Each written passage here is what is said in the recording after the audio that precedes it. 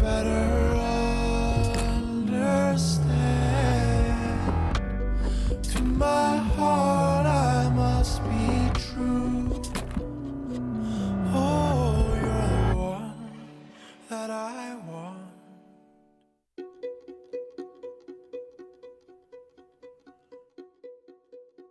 When we first were asked by Jacques Allure then, would we do a number 5 commercial 10 years ago, I said, look, I can't really do that very well. I don't know how to do commercials. I haven't done one before. But what I probably could do is some sort of a trailer of a movie that never got made.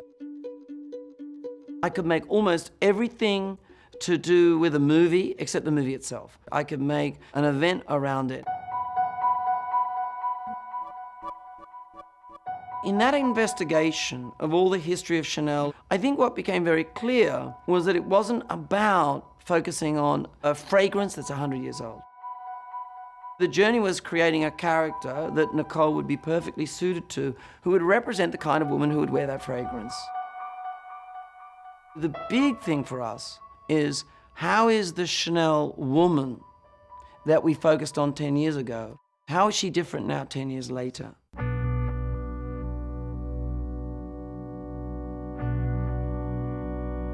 We're in a moment where career or responsibility cannot in itself be fulfilling enough.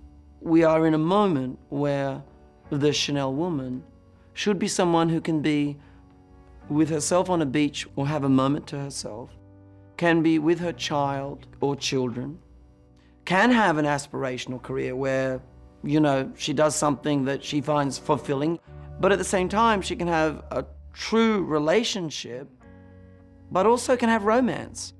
And in the end, our Chanel woman chooses love. Oh, you're the one that I want.